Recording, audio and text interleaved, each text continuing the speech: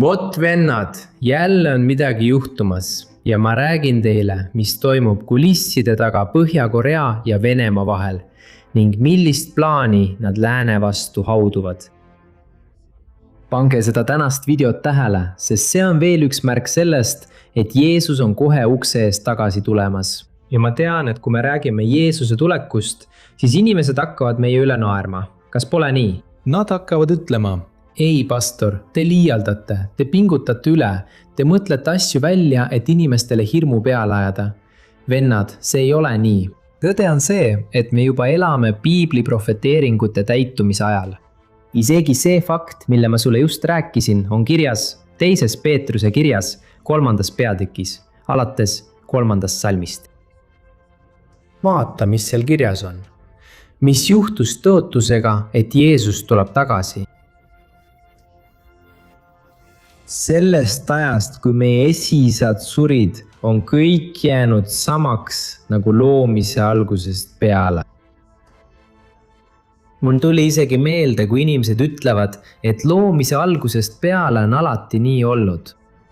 Vennad, kas mäletate inimesi, kes pilkasid Noat, kui ta laeva ehitas? Just nii. Samamoodi ütles Jeesus, et üks märkidest tema peatsest tagasitulekust on see, et ajad on nagu Noa päevil, kus inimesed oleksid hajameelsed, pilkaksid ja just seda me tänapäeval näeme, eks. Seega pane seda tänast sõnumit väga tähele. Selle viimase sündmuse juures jääd sa šokki, nähes kui palju kõik täitub. Pusletükid hakkavad juba kokku sobituma, eks. Enne kõike tahan ma paluda sul minu kanalile tellijaks hakata. Iga päev olen ma siin, et tuua sulle õpetusi piiblist, mis põhinevad viimastel sündmustel. Ja ma tahan sinu eest ka hommikul ja õhtul palvetada, eks. Alustame. Ma pean alustama siin ühe väga huvitava asjaga, mis juhtus. Asi on järgmine. Sel nädalal saatis Venemaa välisminister mees nimega Sergei Lavrov ametliku sõnumi Põhja-Koreale. Ja ta ütles avalikult, et need kaks riiki, Venemaa ja Põhja-Korea, võitlevad koos selle nimel, et läänt kukutada. Sest nad tahavad luua uut maailmakorda. Aga kas sa tead, miks nad tegid selle avalduse just praegu ja nii pakiliselt? See on sellepärast, et päev varem ütles Ameerika Ühendriikide president Donald Trump kõigile, et ta otsib dialoogi enda ja Põhja-Korea juhi Kim Jong-uni vahel. Ja kohe, kui Venemaa nägi seda diplomaatilist liikumist, püüdis ta veelgi tugevamalt Põhja-Koreast kinni hoida, sest nad on. Querem que ela continue junto ali com ele nessa aliança. Aga ma tahan, et sa teaksid, et see liit Venemaa ja Põhja-Korea vahel ei jäänud ainult sõnade tasemele. See on sellepärast, et esimest korda kaasaegses ajaloos saadeti umbes 14 000 Põhja-Korea eliitsõdurit Euroopasse, et võidelda venelaste kõrval Venemaa Kurski piirkonnas. Ja vastutasuks nende vägede ja miljonite laskemoonade eest hakkas Venemaa andma Põhja-Koreale tipptasemel ballistiliste rakettide tehnoloogiat, spionisatelliidid ja tuumasaladused. See tähendab, et see on kõige ohtlikum sõjaline liit, mida maailm on viimastel aastakümnetel näinud. Ja lihtsalt, et te teaksite, Hiina tunneb end selle lähenemise pärast täiesti ebamugavalt. Muide, ta on juba selgelt öelnud, et ei ole õige lasta Põhja-Koreal olla hambuni relvastatud Vene tuumatehnoloogiaga. Sest kui Põhja-Korea pealinn muutub liiga ohtlikuks, siis Jaapan ja Lõuna-Korea, nemad hakkavad samuti rajama väga tugevaid kaitserajatisi ja toovad endaga kaasa Ameerika Ühendriikide sõjaväebaasid. Ja sellega jääb Donald Trump sinna Hiina territooriumi lähedale ning toob kaasa ka palju varustust ja relvi. See muutub järjest ohtlikumaks. Aga ma tean, et praegu mõtlevad paljud teist. Pastor, mida see uus maailmakord tähendab? Millest need juhid ajalehtedes nii palju räägivad? Kui inimesed kuulevad seda väljendit, siis ma tean, et enamik inimesi mõtleb ainult poliitikute peale. Näiteks võitlus valuutade vahel, eks. On dollar, on Hiina valuuta, igaüks tahab teise koha üle võtta. Ameerika Ühendriigid tahavad jätkata liidrina, aga Hiina ja teised riigid ei taha enam dollarile alluda. Aga vennad, kui me vaatame piiblisse, siis me märkame, et uus maailmakord ei ole lihtsalt mööduv poliitiline projekt. Tegelikult on see ülemaailmne süsteem, mis valmistab ette antikristus enda valitsust. ja ma tahan sulle nüüd väga lihtsalt selgitada, mis seda antikristuse valitsust üleval hoiab. On olemas 3 sammast. Esimene on see, et ühel päeval on olemas ainult üks maailma valitsus. Ainus valitsus, mis kontrollib kõike ja kõiki. Ja see valitsus saab teoks, sest iga päevaga tunnevad riigid üha rohkem hirmu ja inimesed annavad lõpuks oma elu kontrolli valitsuse kätte. Kas pole nii? Nii juhtus ka pandeemia ajal, mis minu arvates oligi tegelikult katse näha, kuidas inimkond reageerib hirmu ja ebakindluse ees. Igatahes see on antikristuse valitsuse esimene sammas. See ei saa olema ainult ühe või teise riigi valitsus, vaid kogu maailmas.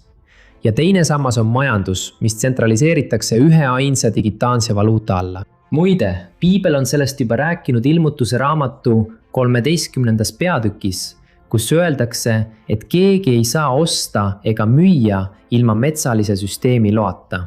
Ja täna me teame, et tehisintellekti tehnoloogia ja sularaha kaotamisega on see võimalik. Kas pole?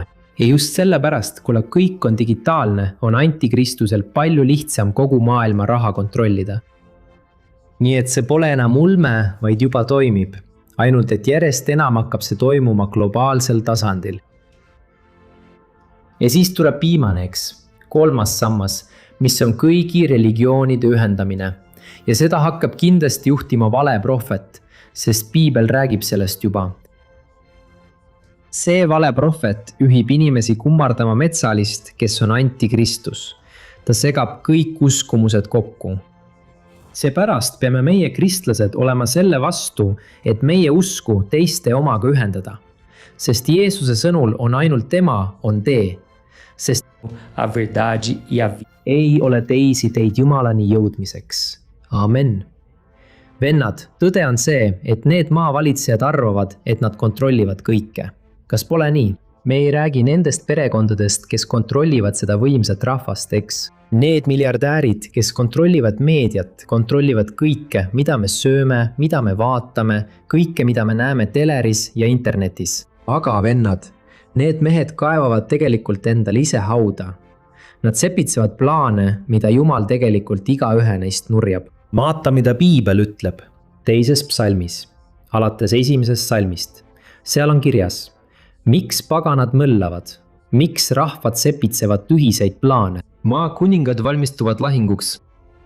Valitsejad peavad üheskoos nõu issanda ja tema võitu vastu, öeldes, lõhume nende ahelad ja vabastame end orjusest. Vaadake seda, vennad. Siin ütleb psalmist, et valitsejad kogunevad, et pidada nõu ja püüda vabaneda Jumala valitsusest.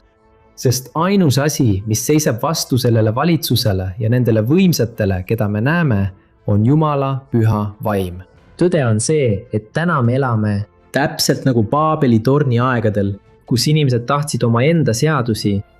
Nad ei tahtnud alluda Jumala seadustele ja pidasid end ise jumalateks. Aga tead, mis juhtub? Kui sa loed 2. psalmi edasi, siis näed, et Jumal ise hakkab naerma. Kõik see vale turvatunne, mis neil juhtidel on, sest kui nad arvavad, et nad valitsevad, on nad tegelikult iga päev hukatusele lähemal. Ja tead, mis on kõige muljetavaldavam, vennad? On juba olemas prohvetlus Piiblis, mis räägib kõigest sellest, mida me juba näeme siin juhtumas, sellest liidust, eks.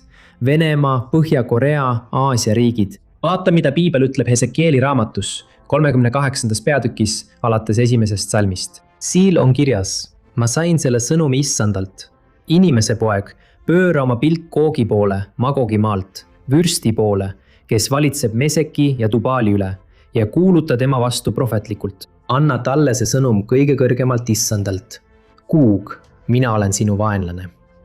Pärsia, Etioopia ja Liibüa on koos nendega, kõigil kilbid ja kiivrid. Koomer koos kõigi oma vägedega ja Petedo-Karma rahvas kaugest põhjast koos kõigi oma vägedega ning paljud teised on koos sinuga. Vaata seda siin. Ma tean, et paljud inimesed ei saanud paljust aru, aga asi on selles, et Hesekiel ennustas, et ühel päeval marsib suur sõjaline liit kõige kaugematest põhjaaladest. Ja kui sa võtad täna kaardi ja tõmbad otsejoones Jeruusalemmast põhja poole, jõuad täpselt Venemaa territooriumile. Just nii see ongi. ja tekst ütleb, et see põhjavõim liitub Pärsiaga. Kas sa tead, kus Pärsia täna asub? See on tänapäeva Iraan.